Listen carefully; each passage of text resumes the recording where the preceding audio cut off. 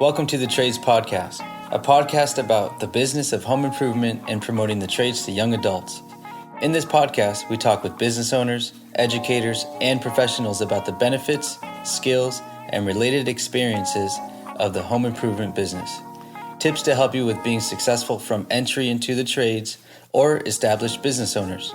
In this podcast, we hope to influence some young adults that the trades as a career is a great option leading to full and prosperous life. I'm Danny Torres, an MC, DJ, and podcaster, inspiring young adults by shining light onto career opportunities in our world today. And I'm Jeff Mudd, home improvement contractor, writer of the Millionaire Carpenter series, and podcaster. Stay tuned to 15 to 20 minutes of insightful tips. Right here, ladies and gentlemen, the podcast, Trades Podcast, right here, recording in the Ignite Podcast Studios. I'm DJ Danny. I'm Jeff Mudd. And before I butcher any of that, I just want to make sure that we have our wonderful special guest here today with Garage82.com. Give it up for Laurie Narciso. Laurie, how you feeling? How you doing? I'm doing well. Thank you so much for having me. It's nice to meet you guys. Awesome. Like you said, you were mentioning earlier, you just almost on the vacation side, but it's only because of the hard work that you've been putting in with Garage 82. Can you let us know a little bit more about Garage 82, your path to Garage 82? Maybe we'll go into a little bit more, but just to let everybody know exactly who you are and Garage 82 is. Yeah, sure. Thanks. Thanks for having me. And yeah, Garage 82, it's a relatively new company, right? It started in the middle of a pandemic when most good businesses should start, right? Right in the middle of, the society going through a major change, as well. And I went through a major change with my career. So I was working with another company and one of my programs had come to an end and I scratched my head and said, where do I see myself going forward? And so I thought about some potential avenues that we'll talk about going forward here in our podcast. But thus, Garage 82 was born. That's amazing. Yeah, I've heard countless businesses that either they just decided to get up and start during the pandemic because it's when you have something that's super important that people need to know about and that you can help out with. Yeah, that's great. And what was that experience like? I mean, starting out during the pandemic, were you scared? Were you nervous? I mean, all of the above. Yeah. What was that experience like? And we want to know why you picked the name of Garage 82. Oh, perfect. Yeah, that'd be awesome. So yes, I'm very nervous, very scared, obviously, as any new business owner would be starting a business. I was fortunate, though, to have some great support from a friend of mine named Kevin Schneiders, who I spent 24 years working with through EDSI, which is another employer that I partner with. And so I had some resources available and some support and great group of people that I had worked with over those 24 years that I now had connections with that were helping me that I could reach out to and talk to for support and questions. So to be honest, without that, I probably would have never attempted it. And so I was fortunate to be put in that situation and have such a great experience. The name Garage 82, glad you asked. That was one question that I think I'm surprised more people don't ask, right? Why'd you name your business that way? So for me, my garage is like my safe place, when I need to go unwind and do something fun. I like to fiddle with repurposing items, doing different types of projects, working with my hands, working with tools. I try and do as much on my cars that I can that I feel comfortable with. And so my garage is really like where I go to relax and kind of get me time when I need it. And so that's why it was so important to have it in my business name. And as well as 82 is a percentage of recidivism. It's a rate of return, really a rate of recidivism for anyone that had been previously incarcerated over a 9-year period. That's the rate of them reoffending after 9 years. And so that percentage is so high to me, and looking at that number to say, wow, after 9 years, if I committed a crime, 82% of those individuals reoffend at some point over that period. It's a population, as we go forward in the podcast, I'll talk about working with, that I'm passionate about helping and supporting. And so I put it in the name to remind myself that I want to help reduce that number and that percentage. Yeah. Very admirable. Yes. Thank you. Yeah, that's a. I mean, like you said, that number for a lot of people, if they don't know about it, that's stunning to hear. That's important, to reduce that number and to have 82% of the reoffenders within that have been incarcerated or had offenders. Yeah, that's a shocking number, but it's important for you to have that name for everybody to promote it out and let everybody know exactly the services that you do provide with Garage 82 and the purpose behind it. What's for anybody that's new to Garage 82 and really trying to get into it and reach out to you and exactly what it is that they can expect? What's the services that you do provide? Sure. Yeah, we look to provide really pre-apprenticeship programming or short-term training for a specific population. So my work experience in those 24 years really deals with workforce investment and workforce boards. And what I mean by that is underserved populations. So your poorer communities, your minorities, individuals with, maybe struggle with their education levels that really need some kind of support, whether it's economic support to help go through school or just, some kind of structure or support that they maybe didn't have leaders or mentors or guidance within their families to be able to come to a program like ours to gain some guidance so they don't have to do it on their own. It's a lot to navigate for someone who might not have a good structure or has not been taught how to go through the steps, to get to college or to get to trade school or to go further beyond even high school. And so what we offer are pre-apprenticeship programs really to get students exposure to know what's out there.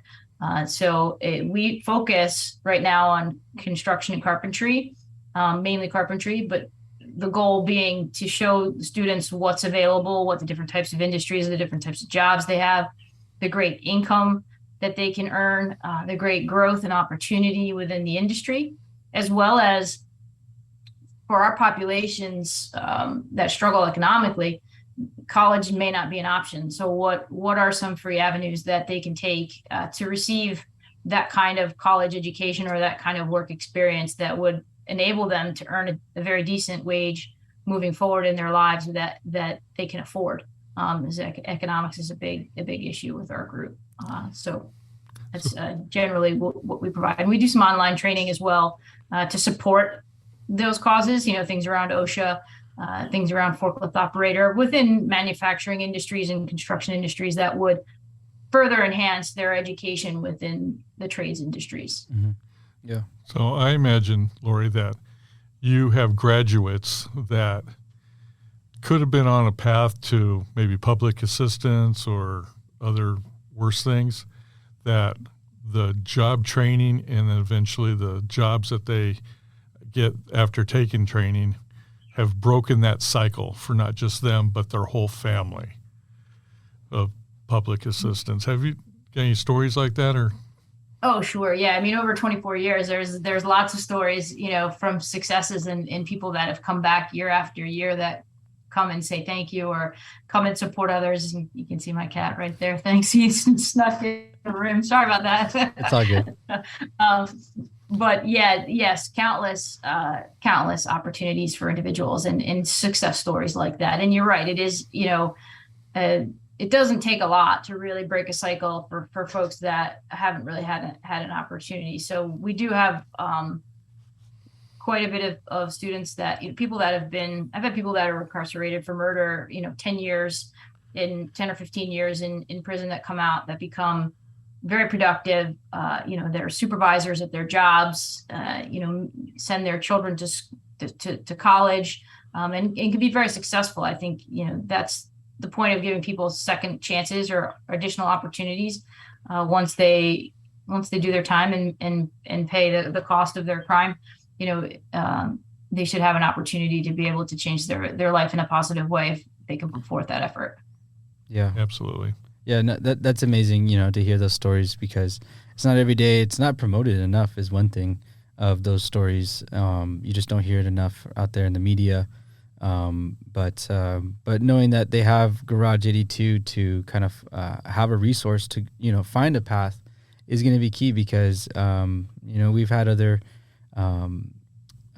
business owners that were on the show that had mentioned that they do really seek out anybody that are looking for those second chances, and they allow those type of candidates, or, anybody that's searching for a job within the trades, to have them and onboard them onto their company, and provide a certain training, provide the certain resources that they need to understand that they don't need to go back into that path, like you said, of that 82% that goes back into the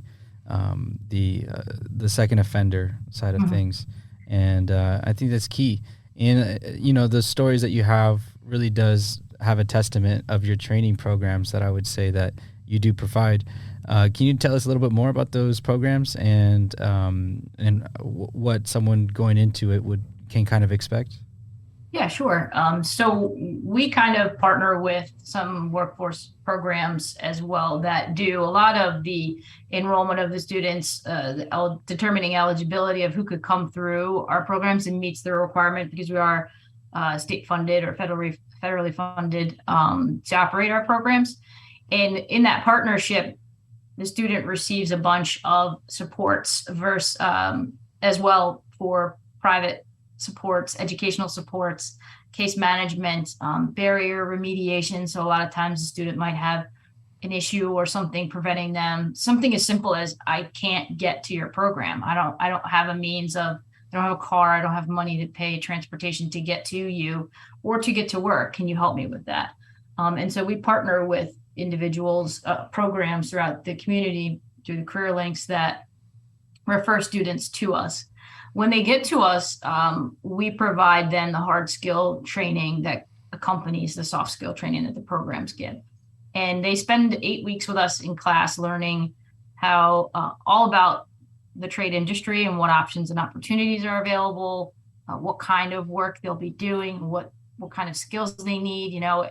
If they're afraid of heights, then they probably don't want to be a pile driver or somebody that's climbing scaffolding or working in high-rise things. So we kind of work through the different types of opportunities they can get the student to look inside themselves and look at their skills and their interests and their fears and their specialties, and match them in that way to expose them to opportunity. We also place them with employers in the industry for 10 weeks for a paid work experience. So the program pays the student during those 10 weeks. The employer works with them and gives them real-time skills on the job, mentors them, teaches them more in depth of the practical work of what they're doing. And they build a bond and relationship. And after those 10 weeks, if they enjoy that student and they want to hire them onto their organization, they can choose to do so. They get first right of refusal to do that, so they can increase their company size by bringing on our students, right, and taking on more work, or they just continue and act, and we'll take our another student that comes through purely as for the educational piece, to mentor over and over again as the students graduate out. Yeah, that's been a great program in the past. In my business, I've had a good half dozen or so students come through doing that 10-week program. And a couple of them have declined the offer because they've learned enough and they go on to bigger and better things. But we have had a couple students that stay, and we have had a few that just don't even make it through the program. It's all up to the student, really, to get what they want out of the program. Yeah, and that's really, like, when you look at measuring successes, if someone doesn't complete the program, in our eyes, it's not necessarily a failure, right? Because the whole point of it is it's a pre-apprenticeship. It's really to see what's out there and decide if it's right for you. And the only way you really can decide if it's right for you is if you take some steps and get involved with it, go through it and say, oh yeah, I really do like this, or no, I didn't realize how physical it was, or I didn't realize how much math I needed, or I don't want to work so early in the morning, or I don't want to be in the heat or the cold. And so that's what the point of the program is, really, to kind of help employers gain a student or work with, have some inflow of workers that are prepared to stay, as opposed to, come through our program and learn and maybe say, okay, yeah, it's not for me. Just to get that investment done prior to them going over to the employer, to help with that retention. Yeah, that's important, because I think what we're talking about more is like, what's the exposure that anybody is getting towards these type of trades and these opportunities, and the exposure of these things just aren't marketed enough, aren't put out there enough into the world, specifically right here in the U.S. But that's a good point to kind of come across. I just was wondering, like, what was your early exposure to the trades, of how you got into it, and what ultimately led you to Garage 82?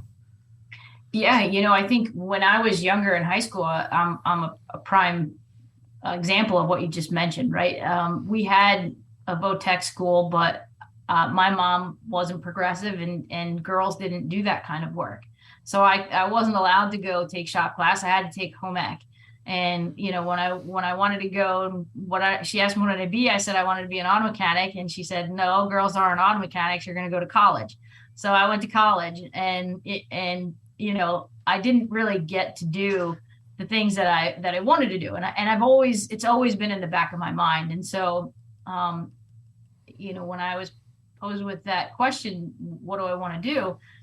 I said, well, if there's no better time than now, if I'm not going to do it now, I'm never going to get involved in it, for the rest of my life. And so, that's why I got into it. And my exposure really wasn't that great, other than I'm a visual person. I'm a hands-on person. I like to tinker and make. I'm more creative than, someone who's more interested in books and reading and sitting at a desk and doing that kind of stuff. And so, although I've done that my entire life up until now, I wanted to try and merge my two experiences, my 24-year history and workforce and working with various populations and helping them find employment, and my love for working with tools and getting involved in the trades. And so I wouldn't say that I'm directly trades related, but I do support and promote the growth, because I do understand the opportunities it provides, and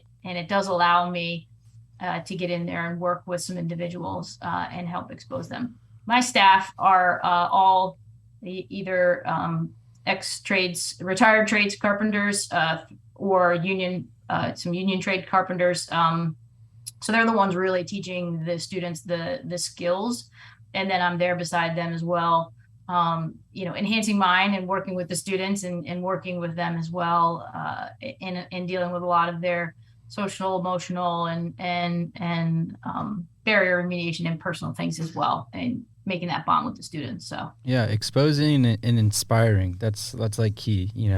Those are two things that a lot of people need to, like you said, to make an ultimate decision on moving into a different career, or go off the beaten path of what they were told that they needed to do.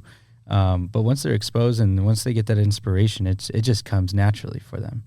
Yeah, I feel like kids today are, they need to be challenged. They need variety. And so the trades offers that variety day to day, from job to job. One day they could be on a roof. The next day they could be laying a foundation. The day after that, they could be painting, cleaning, whatever the variety of options are. It keeps them engaged and interested, and not running through the monotony of the same thing day in, day out. Yeah, and like you said, we're recording right here over Zoom, and you started during 2020, where technology ended up being in everybody's face almost every day, whether they wanted it or not. What type of technology that you see these young adults kind of picking up within the parts of your business, that and what's their kind of response within the industry and the new technology that's out there?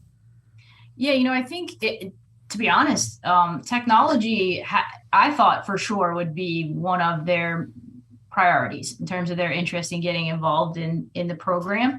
But for them, it's really fixing things, building things, helping their family, their communities with, because they don't have a lot of money, if someone needs something repaired in their home. That's been the overwhelming theme with our participants as they've come through. And it hasn't been the technology, although, we take them out to, we have a registered apprenticeship program that we're affiliated with. This is the Eastern Atlantic States Carpenters Union. And up in Northeast Philly here, they have an amazing facility. And so we take our students there for a site visit to expose them to the different types of training that they can receive and get involved with if they're interested. And they see all the large CNC machines, they see the dive tanks and the welding equipment, and they see all of the millwrights, heavy machinery, and all the turbines that they work with, and their eyes do brighten and light up. And so through those tours and seeing those things in person, you can't stand next to a giant turbine. It's like 17 times the size of you and not be in all over it. You can see the book, but it doesn't translate the same way. And so they do realize and get that exposure that if technology is their passion and that's what they want, there are very advanced jobs within the trades that they could pursue if they're interested. Yeah, there's certifications they can jump into and kind of move in towards. Real quick, Jeff, you probably had a thought, but you mentioned that you're out in Philly right now, Philadelphia. What's just like real quick, what's the job market right there for the trades industry out there in Philly right now, just for anybody that might be listening over there?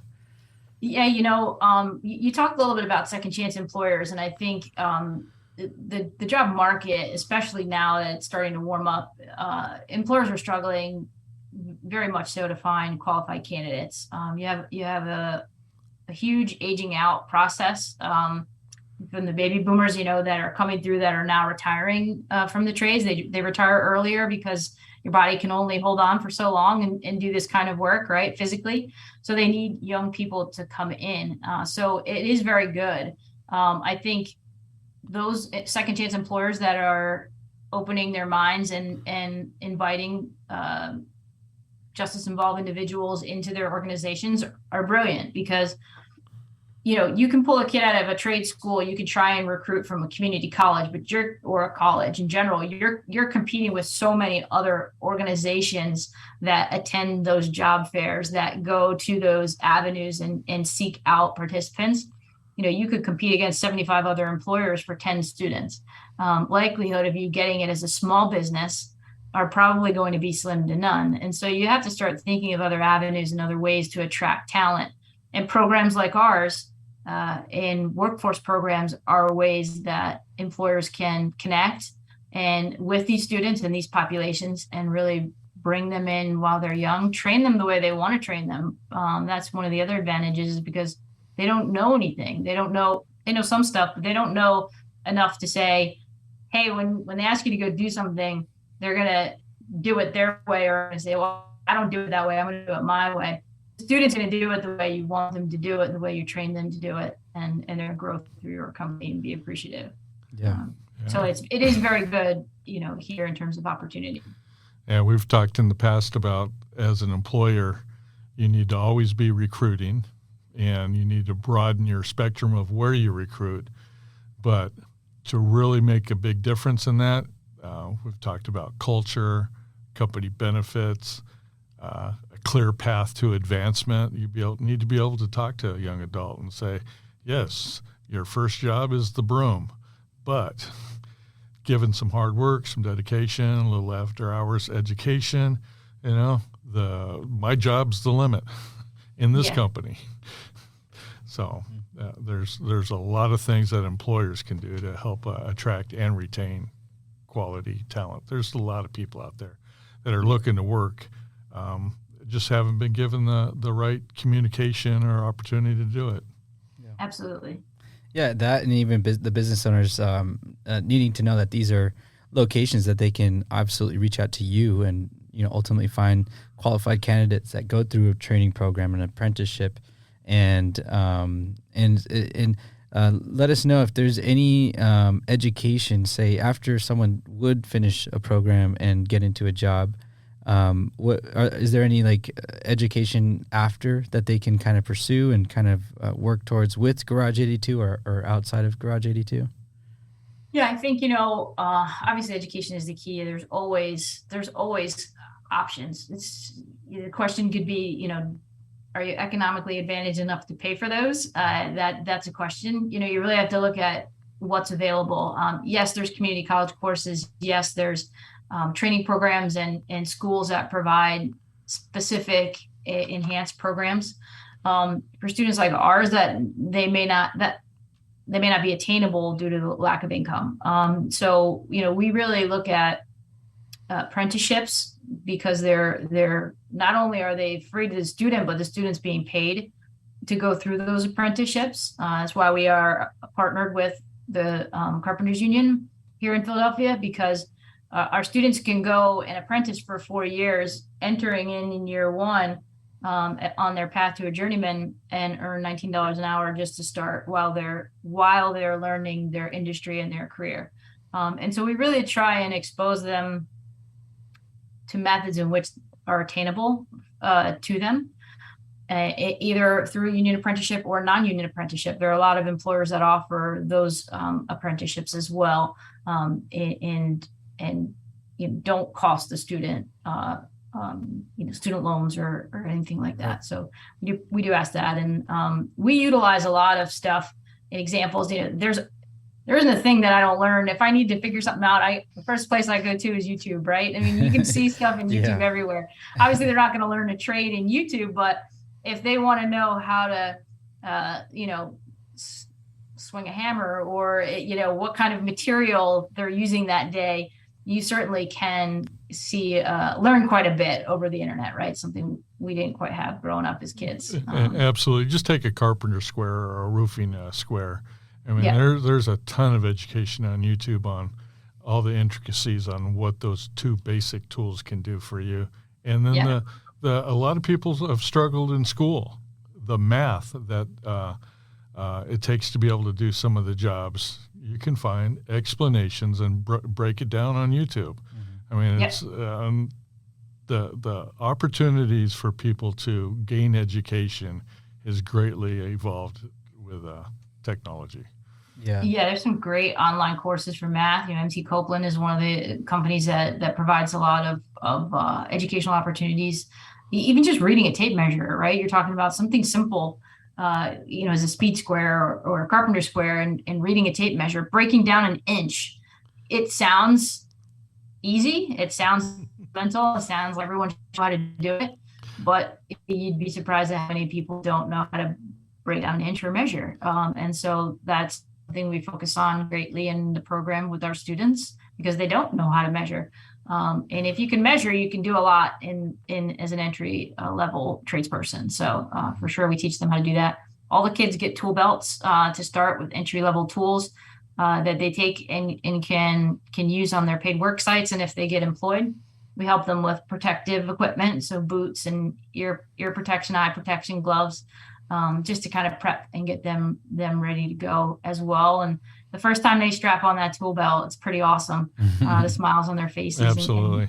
And when they open their boots and take a whiff of that nice leather, and they're very excited about it. So it's fun. Well, that's important, because through Garage 82, it's what we've pretty much talked about. And it's through your values as embrace, educate, and empower. The empowerment, I think, after they go through that education process with you, and ultimately, when they get the job, if they go through the whole program and whatnot, how important is that empowerment for our generation now? I think in any generation, and especially with younger kids and justice involved individuals, that elevating, right, that empowering, that elevating of their own belief in themselves and their skill set is the key to everything. You can give them an education, but if they don't believe in themselves, or they don't have that feeling that they can do it, they're not going to go very far, right? Think of all the things you've tried to learn over your lifetime, and just piques your interest for a minute, and then you walk away because you don't think you can do it.